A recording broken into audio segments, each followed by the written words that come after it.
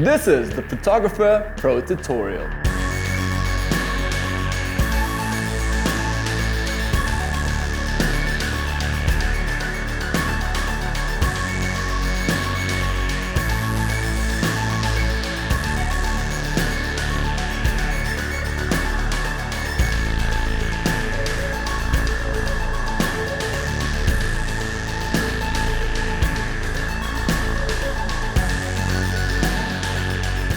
So hi guys, welcome back to a brand new Pro Tutorial episode. My name is Manny and you can find me on Facebook at Retutpro. In this tutorial I want to talk a bit about the whole setup here and everything that was in my head for the Photographer Pro Tutorial.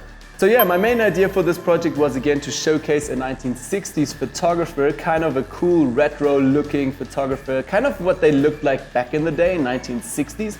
So with his day-to-day outfit, kind of on a photographer on a mission. And yeah, with a cool background, kind of a portrait, being very proud, he's a photographer standing. So that was my main idea for that. Also, I had in mind to kind of replicate a work from Dean Bradshaw, Tim Tedder, a really cool background in the background, texture-wise, also light-wise, and retouching also to get another level of that retouching out of there. The portraits just look so amazing from Dean Bradshaw and Tim Tedder, so I tried to kind of go in the same direction and practice that a little bit. So that was also part of this project. Okay, so let's start talking about the project a bit. Firstly, for me, very, very important for this project was planning. So I would say 95% of this project is planning. The rest, the last 5% is literally going on the shoot, setup and model, set up everything, styling and pressing the button, shoot it. Firstly, 95% is planning. It really helped me with this project.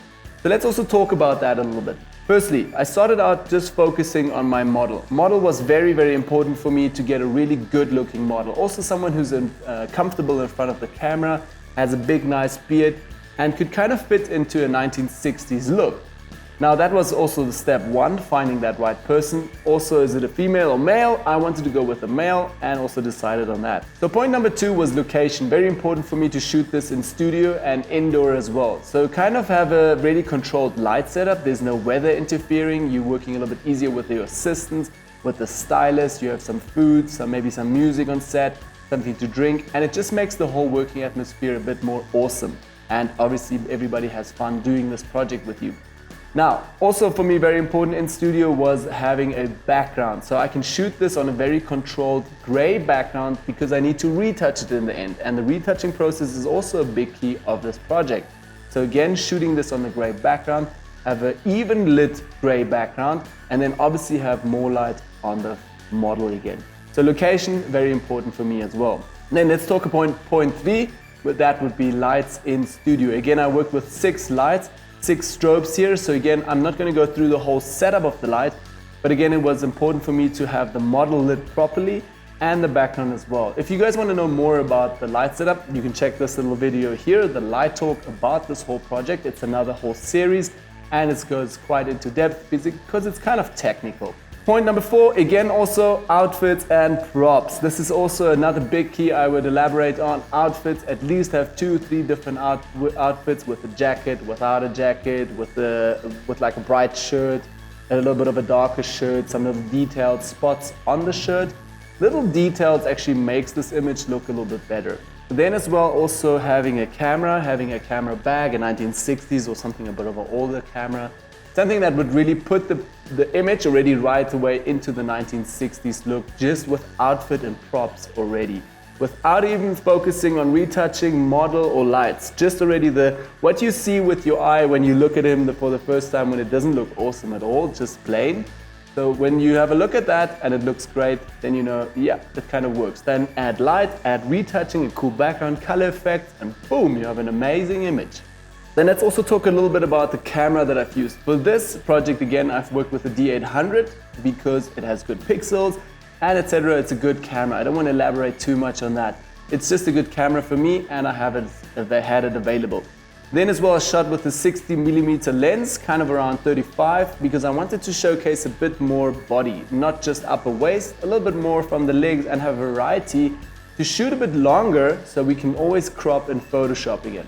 So for me, that was also important. Then as well, 1/125 of a second shutter speed and compensating again with the strobes.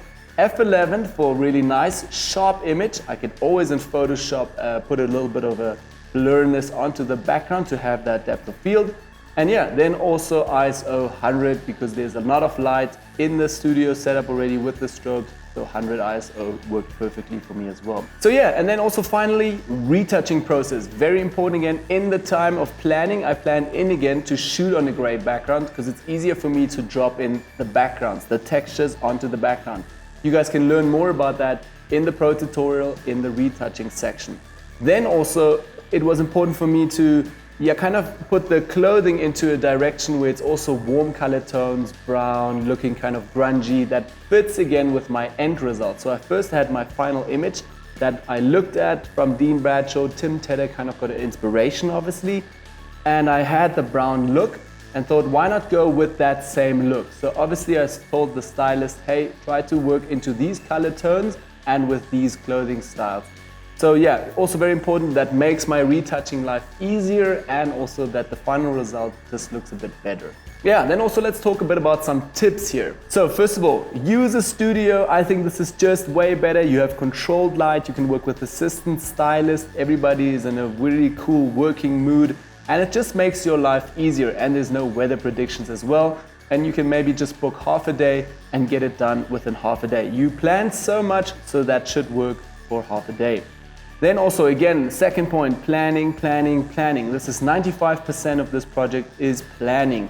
Work with your assistant, with your stylist, what type of model, what type of background, what final result do you want. It makes your life on the day of shooting just 10 times easier. So planning is number one for me with this project. Then again, as I mentioned earlier, different outfits. Have a few different outfits that are a little bit lighter, a little bit darker.